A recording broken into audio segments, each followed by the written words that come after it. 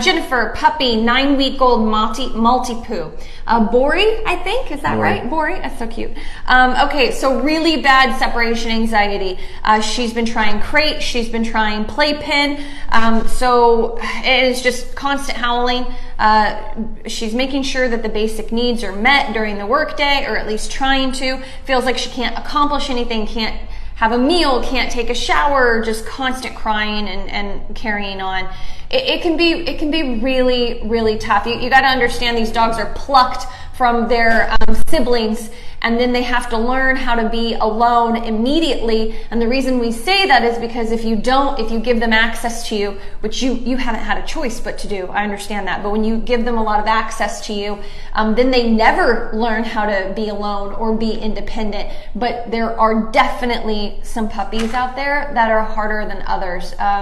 It kind of sounds like you've got one of those. Just reading her, she had a big whole thing that I kind of skipped and got right to it. But it sounds like this is more of a special case of a dog that's really, truly struggling. So the best I can do is give you the highlights and hope that something really sticks. First of all, I would say no more playpen if the playpen is out and open to the family. If it's not working, if it was working, I'd say do it. It's like a good in between. But for a lot of puppies, it doesn't work. We were talking about this before the live actually, and he mentioned that he had a client that it helped, but it needs to be away from you.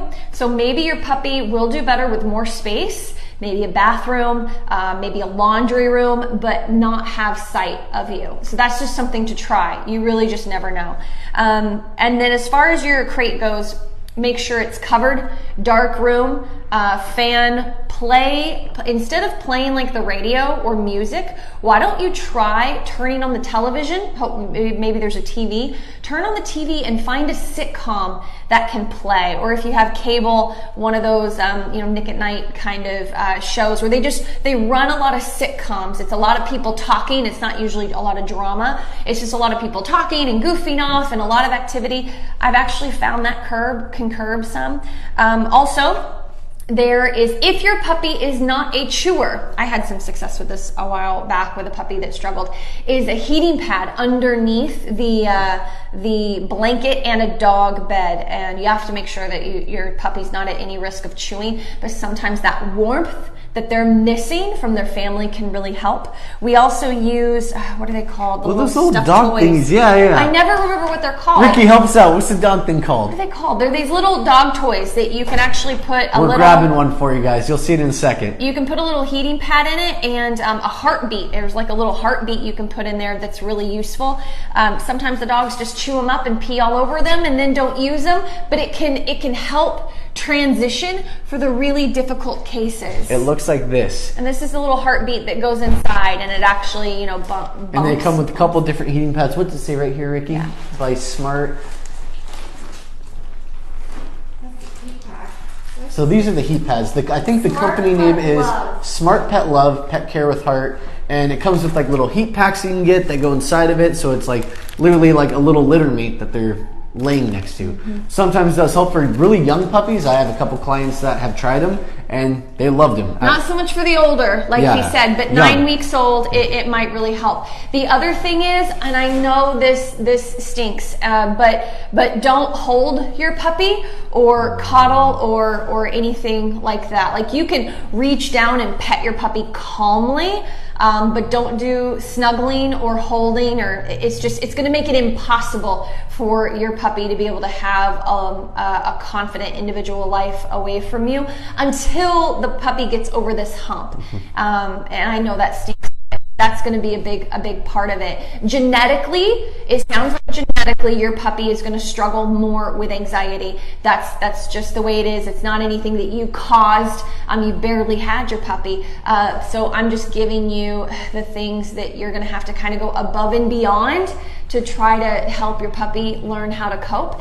And then also, don't underestimate the value of going ahead and teaching boundaries. Boundaries creates self-awareness with puppies and can calm them down dramatically and help with inhibitions. What I mean by that is going ahead and working on waiting for food bowl, waiting at crate door, like has to have permission to come out, sitting by the back door and waiting, use blocking. Like, I know we do that with larger puppies usually, but I'll also do it with an 8-week-old puppy that's really drivey and excited to work and do things. So a little bit of leg blocking and guidance with food for waiting at the back door before going out to go potty.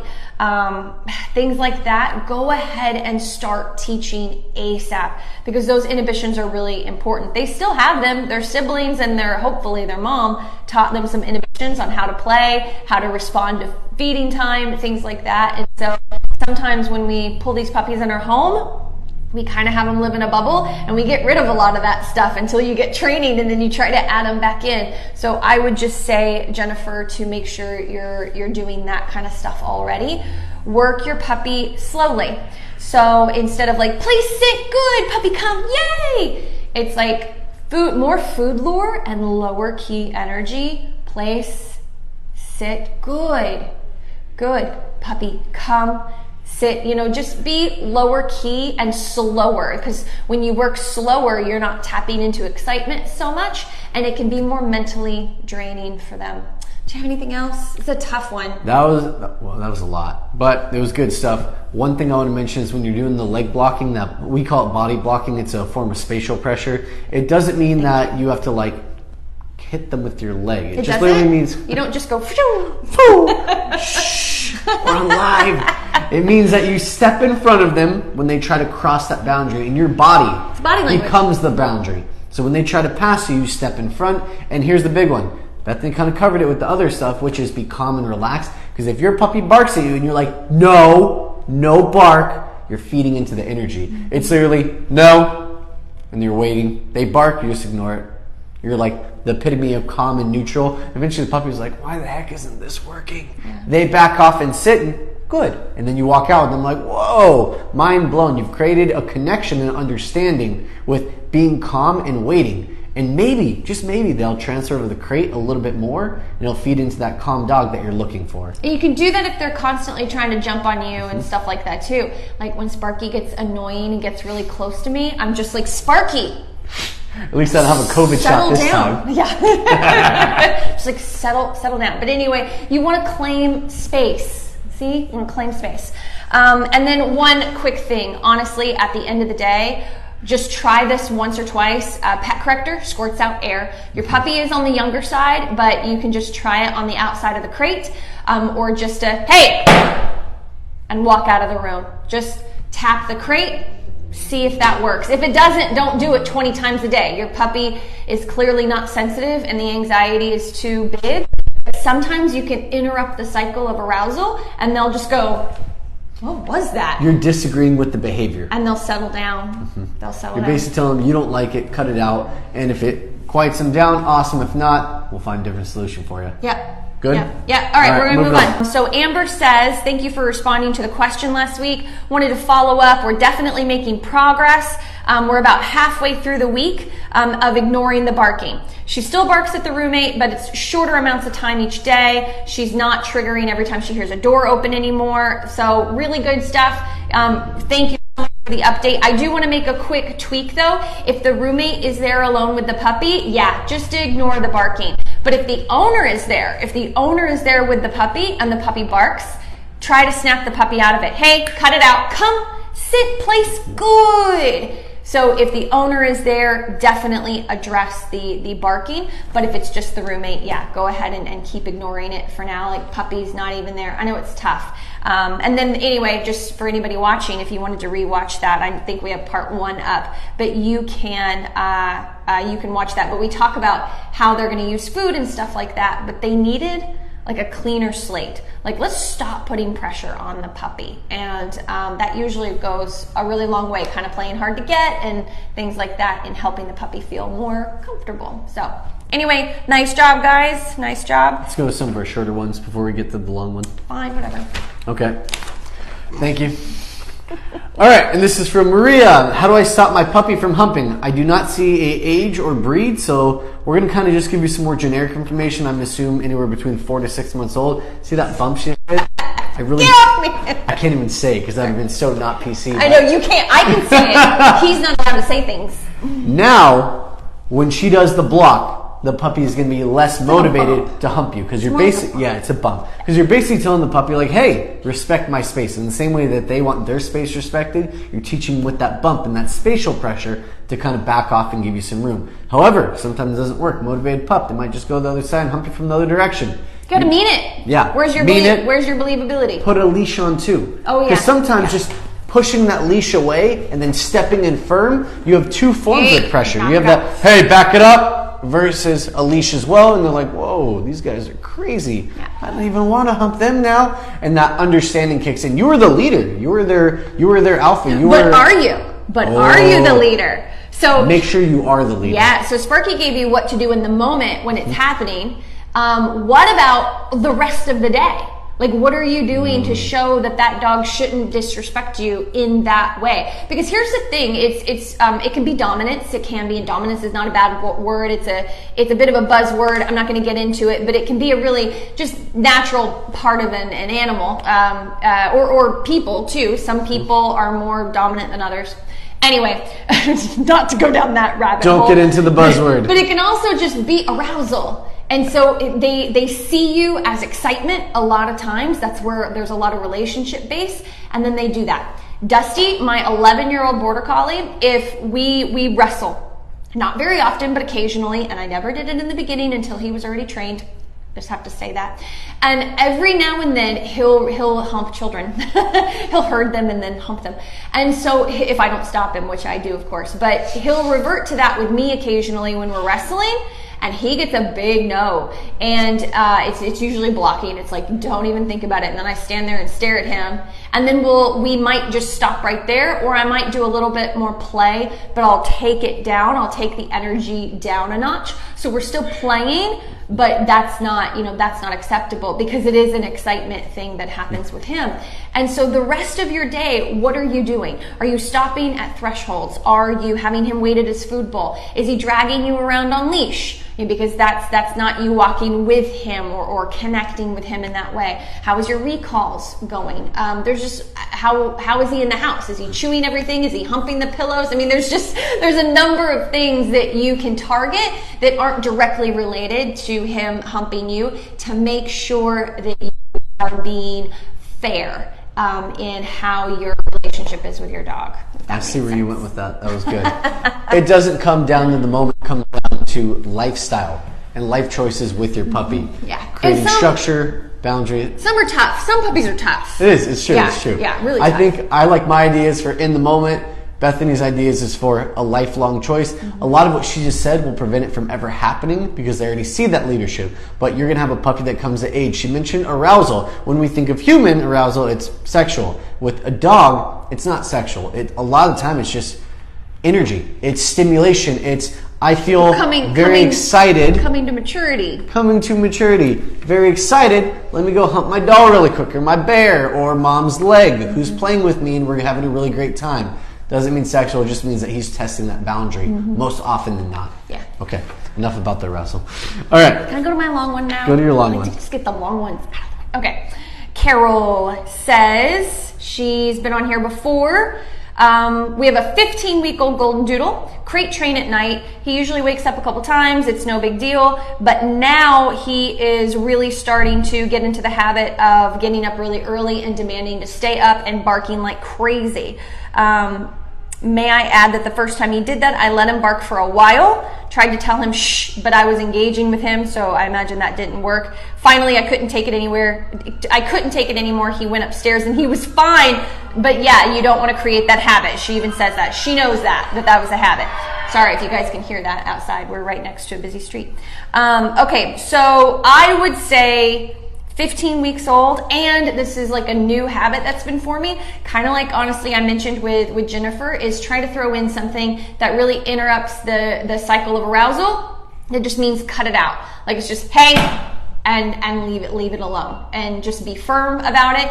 Don't do it 20 times because then it doesn't have any meaning, but something to try to snap them out of it. You could try pet corrector as well. I think pet corrector for me is a big one. Did she say it was upstairs? That's where she is? With her, like in the bedroom. Gotcha. So she can't go back to sleep. This is bothering I would her. try moving the crate out of your bedroom as well. If you're noticing that, if you have a spare bedroom or even like a downstairs area, somewhere different from where you're sleeping, I think that might make a difference. But again, if you're doing daytime crating, then you need to have another crate somewhere else. You don't want the crate in the living room for the daytime, but then sleeping it would work. You'd almost need 2 crates or at least something more mobile.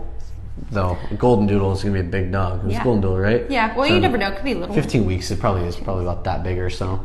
So I would say get him moving between nighttime, he goes in the living room, daytime, he goes in the bedroom, because you want to make sure that when he's in that crate, the crate isn't for staying awake and watching you. The crate is for REM sleep. It's for him going in there, chilling out for 30 minutes, an hour, 2 hours, whatever your time frame is, and then going to sleep and relaxing. He's in the same room with you. The second you stand up and move, he's got one eye open, kind of watching, seeing where you're going. You don't want that. You want calm, sleepy pup. Yeah. Not easily interrupted pup. So, So, something to try for sure. I agree with taking him out of the room. That's for me and him too. We don't mind our dogs in the bedroom with us. That's not the issue. But if you're trying to get over a hump and then also get good sleep, maybe just removing him might be useful as long as you don't have neighbors that he's really going to bother, because then you have to get up and try to tell him no. But even that can be more useful. It's like get up, say no, walk away, go back to bed. Anyway, just some stuff to try. A lot of this stuff, guys, is trial and error. It's like we have this baseline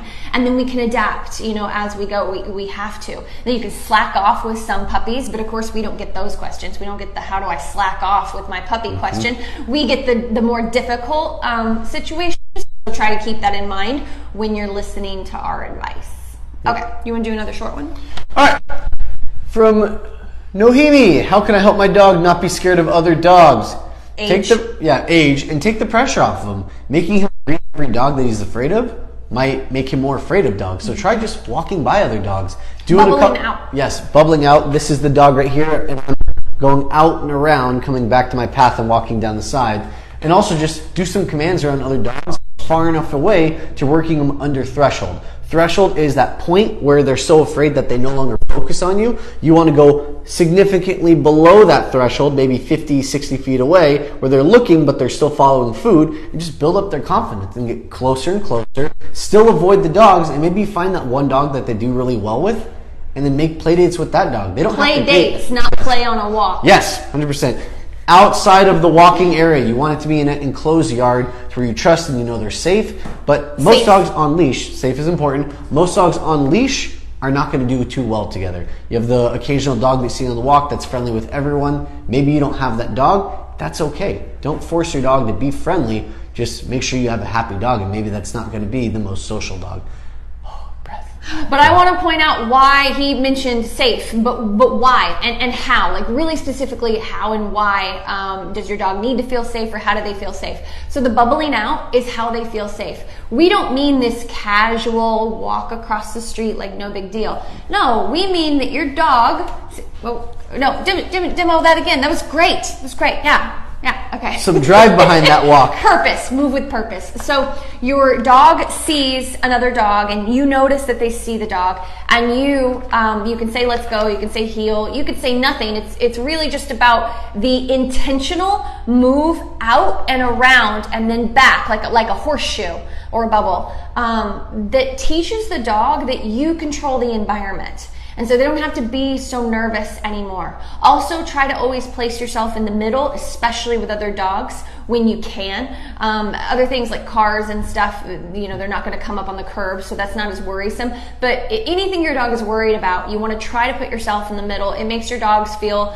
like you've got their back. And then you create this like protective bubble, like it makes them feel safe. That's what Sparky was saying, is when you don't interact with things on the walk, they actually start to feel safer because they build trust. They're like, well, mom doesn't let anything in. It's just about me and her. Then you do that for a month or so, and you see the change that it makes in your relationship, the response you get from your dog. Then you can try to open up that window some more with a neighbor dog or a friend's dog that's pretty good, and then try to meet in a neutral zone or in a backyard or something like that to kind of work on that. But the big thing is the walk, is everyone thinks they need to interact, and it's actually usually the opposite. And if your dog is over 16 to 18 weeks, their socialization, I'm not trying to be like Debbie Downer, but your socialization period is kind of over. You can still build them up and create a lot of progress when they're under 2, but their main disposition is kind of already set. So I'm just adapting to that, and the best way to do it is to make them feel safe in the beginning. So 100%. Remember, when you guys are doing the bubble out, if you want to look really cool, you got to do the arm swing. All right, next. Okay. I can't pronounce the name. Can you pronounce it for me? Right here? Yeah. I think that's a first name and last name. Nope, not gonna do it. Okay, my cool. 16-week-old cockapoo in her cockapoo pooed in her crate 4 times this week. No previous poos in crate. Help. Okay, so a dog reverting is common. Honestly, it could be something that you did excitement-wise. Like if she doesn't usually play with dogs and she had a big, long play date, that can cause that. If she picked up something on the walk that caused her system to kind of, run through her, that can cause that. 4 times in a day is kind of a lot. No, 4 times this week. Oh, 4 times this week, sorry. So that means it's more of an issue. It's not really like, it's not a one-off anymore. This is probably a cycle that she's following. So you're going to have to just, this is going to sound like such a bad answer, but you're going to have to just really look at your schedule. And is there a pattern, the period of time after she's eaten, after exercise, and try to pick up on a pattern to get her out before that's happened. Because if it's not diarrhea, then yeah, or loose stool, then it's becoming a habit. You got anything? You got to have something better than that. I got something. Okay, so good. a 16-week-old anything is probably going to have to go poop every 6 to 8 hours, assuming once in the morning, maybe once in the afternoon, once at night, assuming they're on puppy food, which is like 36 to 38% crude protein, which is a lot of protein. The more protein they have, the more poop they have, and usually the more runny the poop is or soft the stool is. So going off of that, every morning when you take them out to poop, make sure you get that poop. If you don't get that poop, they go back in the crate for 5 minutes, and if I hear a peep out of that puppy in 5 minutes, I'm going to take them back out on leash to that same exact spot to go potty. They still have to wait at the front of their crate for permission. Yes, we're not going to rush out, but I'm not going to make them wait as long if I already know they're pooping in the crate. So when that door opens, slight pause, good, pick up the puppy. I would honestly say if it's only a couple minutes, keep that harness on for ease. Clip up that leash. If it's more than 5 minutes, that harness comes off or else they'll chew it. And then carry them out to their spots, set them on the ground, hold the leash and ignore them. Here's the thing, if you're hovering over them, come on, go potty, go poop, go poop, go potty, go potty. It's not Dog's never going to go potty. They're going to be like, just watching like, wow, look at all this fun energy. You look so great. And then you take them inside and they go poop. Where's my treat? Yes, where's my treat? So ignore them 2 to 3 minutes, let them do their business, rinse and repeat over and over again. If you're not getting your morning poop, your afternoon poop, or your nighttime poop, and you're used to getting them, you're going to have poop in the crate. Yeah. So you got to find that. There's this one app that one of our clients had where it was like literally an app that you download and you can schedule every single poop, and it would give you alarms on the app that would like alert you like your dog will poop in 15 to 18 minutes. Oh my God, I am so about schedules, but that's a little 21st century people is what we're doing. Whatever, you do you people. Find it if it helps you. It's out there. Check it out. All right. Okay. Next. All right. Brown rye. We can say that. Brown. We got that one. We got that one. We can pronounce that. So marking inside homes. We're working on it with our PA trainer, but others may be interested in. Positive association trainer? Puppy Academy. Oh. Oh. Sorry. We're used to TPA, the Puppy Academy. So, oops. Producer's assistant trainer? For me, the easiest way to do this is just keep them on leash or have them seclude certain areas, really follow that structure schedule. You're going to do a lot of what I just sold our other woman whose name I can't pronounce, I'm sorry. You're going to be doing the same thing. You got to make sure you follow that schedule, and if you're getting a lot of accidents inside, you need to either make sure you're getting the correct potty outside, limit your intake of water, that's a big one. Too much water usually means too many potties. By limit, he means no, like monitor. Yes. Not like pull when you water, give the water, monitor. Let them drink it, monitor how much they drink, and then put the bowl off to the side for maybe an hour or two, and then bring it back down later, and then know that within that couple hours they're going to need to go potty. Do you know this dog? I don't know Brown. Do you know age? If I have a dog, I'd know. But because there's a lot of factors to this. If the dog, I would say, is actually lifting their leg and marking, even if it's a female, they'll sometimes lift the back leg. Mm-hmm. If it's actual marking, if you can catch them in the act, that is one of the few times we will ever say no to a dog for pottying in the house. It might be the only time, actually, come to think of it. But it has to be actual marking, not just your puppies having accidents because they're comfortable going in your house. So if you know that it's actual marking, that was a leash reaction. If you catch that, if you catch the leg lift or the squat, like my little dog Happy, she actually squats and lifts the leg. My female dog does too. Yeah, it's crazy. Dang dirty dog. And so you can actually take the leash, no pop, and then head outside. You can address that.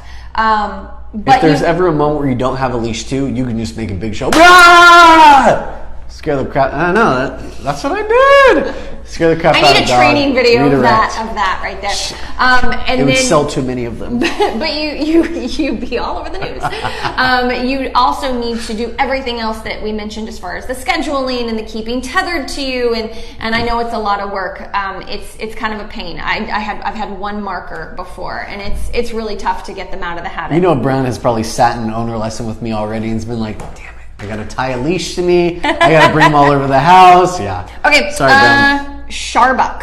What do I do if my puppy is more interested than biting us than the toy? And you need to answer it really fast. Go.